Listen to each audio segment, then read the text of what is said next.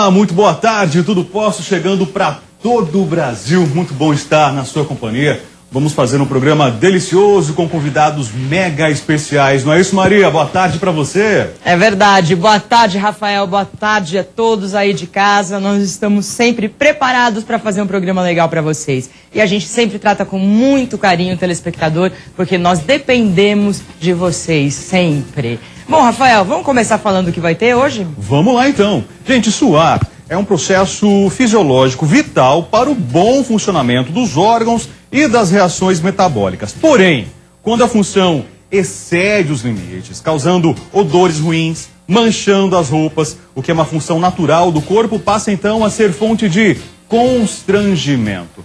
No programa de hoje, nós vamos bater o papo com uma especialista para esclarecer todas as dúvidas sobre sudorese. Esse bate-papo interessa a muita gente. É verdade. Olha, e no próximo bloco, então, a gente vai falar sobre uma situação que pode constranger muita gente, muitas pessoas, a sudorese, que é caracterizada pelo suor excessivo. Intervalo é rápido e a gente já volta com isso e muito mais para você. Esse é o Tudo Posso, a sua revista eletrônica de todas as tardes. Nós vamos falar agora sobre saúde, vamos falar sobre sudorese, que é uma propriedade corporal que ajuda a regular a temperatura do corpo. Também chamado de transpiração ou suor, um fluido à base de sal que é liberado pelas glândulas sudoríparas. Mudanças na temperatura do seu corpo, na temperatura exterior ou no seu estado emocional podem causar sudorese. E as áreas do corpo que mais liberam suor são axilas, o rosto, palmas das mãos e também as solas dos pés. Sudorese em quantidades normais, aí é um processo do corpo, essencial. Agora, a transpiração normal é aquela que não interfere na realização de suas atividades diárias e não causam desconforto. Mas quando passa a acontecer de forma excessiva, aí é preciso ficar atento, Então, no programa de hoje, nós estamos recebendo aqui a cirurgiã torácica do Hospital Bandeirantes, doutora Letícia Villiger, para esclarecer, tirar as dúvidas sobre sudorese. Doutora, boa tarde. Boa tarde. Obrigado pela presença. Obrigada também. Por que essa sudorese acontece de forma excessiva? Como você falou, a sudorese é um processo natural do corpo da gente. Todo mundo sua, eu, você, todo mundo sua. Quando isso acontece a mais, isso acontece em uma pequena parte da população. 2% apenas, mais ou menos, da população sua mais do que outras. E assim, a medicina ainda hoje não conseguiu explicar o porquê que o sistema nervoso de uma pessoa faz isso. Os estudos eles estão correndo, mas a gente ainda não conseguiu definir exatamente por que uma pessoa sua mais do que a outra. Existem dois tipos, a gente pode dividir a hiperidrose, que é o nome do problema, hiper, muito, hidro, água, hiperidrose é muita água, é o suor em excesso. A gente pode dividir esses pacientes em dois grandes grupos, São os pacientes que suam a mais no corpo inteiro. Esses pacientes são os que têm hiperidrose generalizada. E os pacientes que suam a mais em apenas alguns locais do corpo. Aí só nas mãos axilas, ou só axilas, só pés, Exatamente, é isso? São os de hiperidrose localizada, E não tem explicação para isso? Não tem. A gente pode ter até um traço familiar. Isso é um paciente que vem de uma família em que a tia tem a hiperidrose, um primo, mas não é uma coisa que você possa dizer assim, que ela é hereditária, por exemplo. Agora, a gente sabe que existem fatores externos, como eu até falei na abertura, que acabam desencadeando isso, Gente, eu tô nesse 2% que transpira demais, viu? Tava até conversando aqui com a doutora, eu assumo esse lado, Até busco tratamento em relação a isso. Eu vou fazer uma autoconsulta aqui, Uma consulta com a doutora. Mas eu percebo que justamente fatores externos acabam desencadeando mais essa transpiração excessiva. Isso é verdade. Então, assim, por exemplo, em épocas de maior calor, Sim. Ou em situações de estresse, paciente, a pessoa que vai fazer uma apresentação pública. É um desconforto emocional, Isso aí pode desencadear uma piora. Isso é uma coisa que em pessoas que não têm a hiperidrose, isso acontece também. Mas quem tem hiperidrose, isso é em excesso. São aquelas pessoas que você olha e ele está pingando o suor, molha o cabelo. é o que molha e faz aquele disco na roupa. Famosa pizza. Ele escorre e molha a calça. O paciente ele precisa trocar a calça. Não, não chega esse extremo, não. É o paciente que sua a mão e pinga. Ele pinga. É como se ele tivesse colocado as mãos num balde de água e levanta assim, aquilo aí pinga. Então, assim, isso é uma doença. Isso é anormal, não é uma coisa normal. Mas esses fatores, eles vão estressar qualquer um.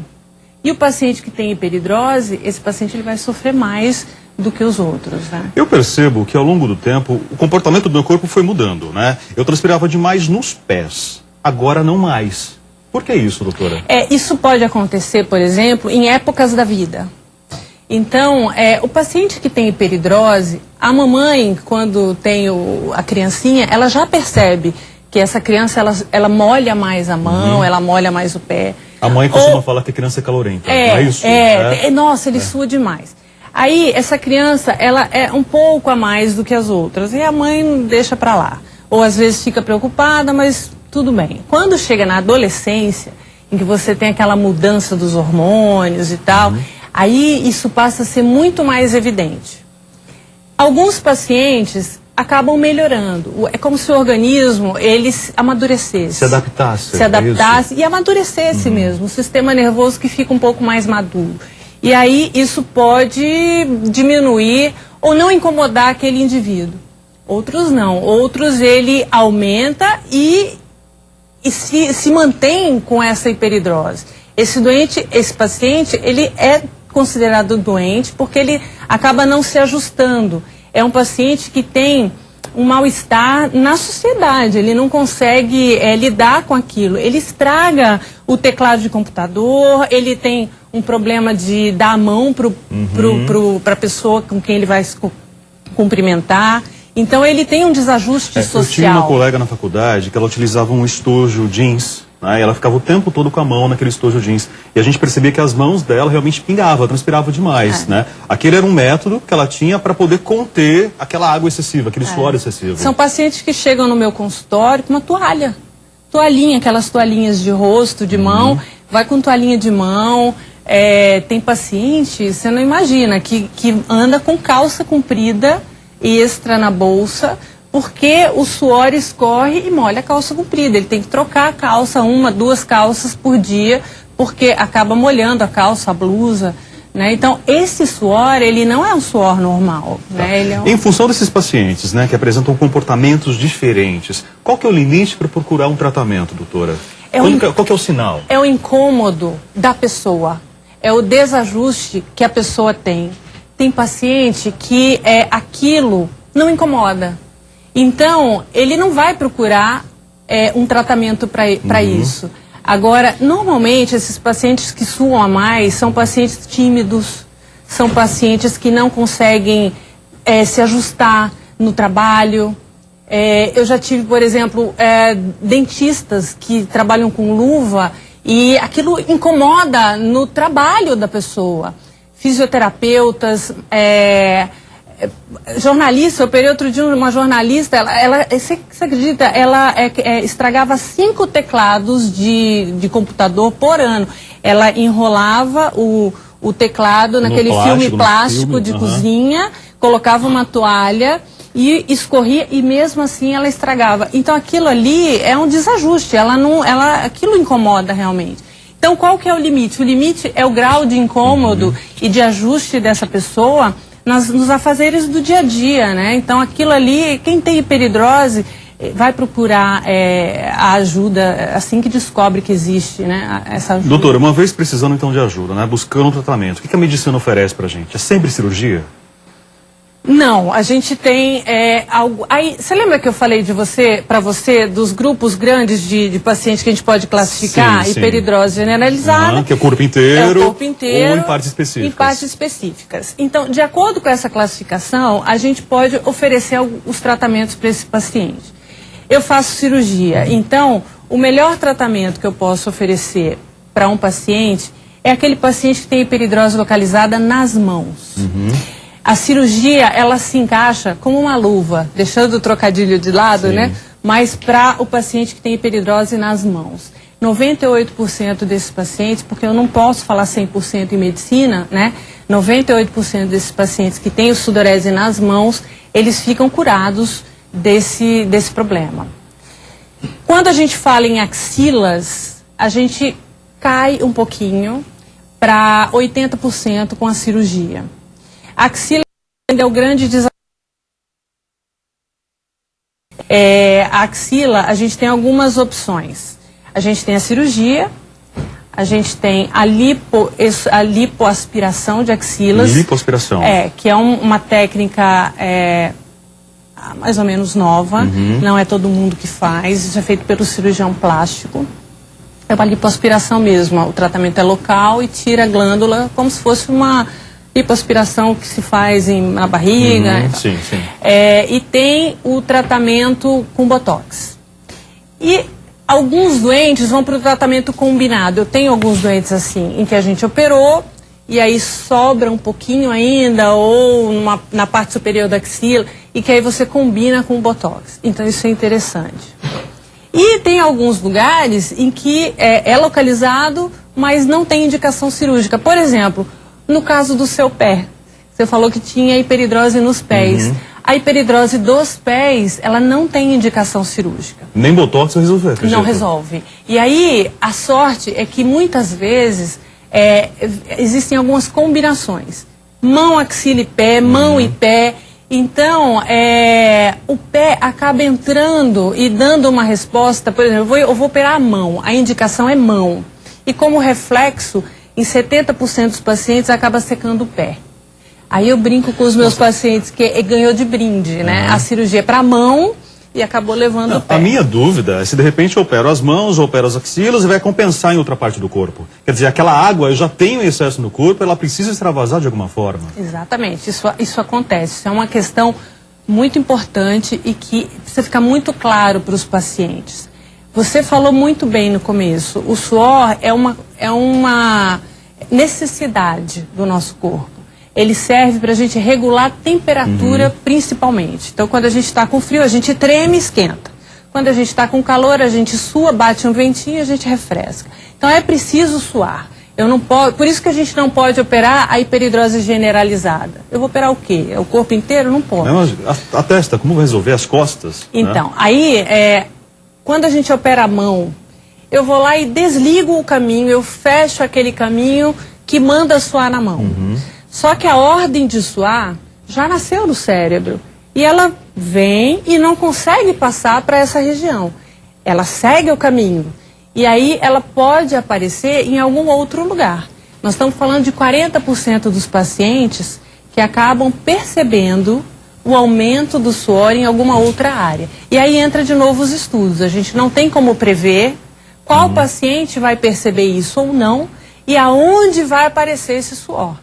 Então, nós estamos falando, 40% é pouco. Não, não é. É quase jogar uma moeda para cima e cair sim ou não. Doutora, quem transpira demais é porque os rins não funcionam direito, não elimina a água de forma adequada? Não, não. Isso está relacionado ao sistema neurológico, entendeu? É o nosso sistema simpático que faz essa regulação. Não tem nada a ver com o nosso rim, não. Tá. Entendeu? Essa cirurgia, nesse caso, né? SUS vai cobrir cirurgia, a aplicação de botox, é possível isso? A aplicação de botox, não, porque ainda precisa confirmação científica para que isso entre no rol de procedimentos do SUS. Mas a cirurgia, que é a que eu faço, ela entra sim. Ela já está reconhecida como um tratamento. A cirurgia, ela não é considerada uma cirurgia estética. A nossa sociedade já tem uma determinação de que ela é uma cirurgia funcional, ela vai corrigir um problema. Então, assim, isso é bom até para os convênios. Os convênios, eles cobrem e o SUS também. Então, você tem algumas unidades, como o HC, por exemplo, que tem uma fila de pacientes, um ambulatório específico para hiperidrose. Vai esperar um pouquinho. No caso do Botox, a grande dúvida também seria sobre a durabilidade. Porque quando a mulher, o homem, aplica o Botox no rosto, por exemplo, né, por questões estéticas, a gente sabe que tem um prazo de validade aqui do Botox, né? Nas axilas também vai ter esse prazo de validade? Também tem, de 4 a 6 meses. Isso também funciona para as axilas. E é caro o Botox, não é baratinho não, né? É caro. entendeu? Você vai usar mais botox do que se usa para o rosto, né? São as duas axilas. É doído. Ai, ai, ai. É doído porque são aqueles, né? Você faz com furinhos, né? Você tem que fazer a aplicação com agulha. Mas existem anestésicos tópicos que se passa que é absolutamente aceitável, dá para fazer, o resultado é bom. E o que você pode achar que é uma coisa ruim, que é assim, mas aí não dura muito tempo, na verdade você pode também pensar por um outro lado. Se você não gostou, isso é reversível. Tá, você perfeito. volta ao normal. Diferente da cirurgia. Diferente da cirurgia, Perfeito. porque a cirurgia ela é irreversível, não tem como eu ir lá e ligar de novo o caminho. Perfeito. Entendeu? E uma coisa que é interessante, o paciente que tem uma hiperidrose leve, por exemplo, ele pode usar o botox em apenas uma época do ano, na época do calor. Na época do frio, se aquilo não incomoda tanto, ele não precisa fazer o botox. Apesar que nossas temperaturas ultimamente estão tão descontroladas, né, doutora? Doutora Letícia, quero agradecer. Obrigado pela presença, pelos Obrigada esclarecimentos, né? Você de casa, acredito que gostou também desse bate-papo, dessa conversa. Se dúvidas ficaram, claro que o nosso e-mail tudoposso@redefamilia.com.br fica sempre à disposição do público aí de casa para mandar questionamentos e a gente naturalmente caminha para os nossos profissionais que sempre estão com a gente aqui. Doutora, mais uma vez, boa tarde. Obrigada, Obrigado. Rafael. Boa tarde.